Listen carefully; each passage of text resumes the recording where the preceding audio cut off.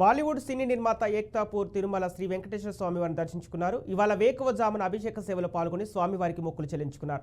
దర్శన అనంతరం రంగనాయకుల మండపంలో వేద పండితులు వేద ఆశీర్వచనం అందించారు. ఆలయ అధికారులు స్వామివారి తీర్థ ప్రసాదాలు అందజేసి పట్టు వస్త్రంతో సత్కరించారు.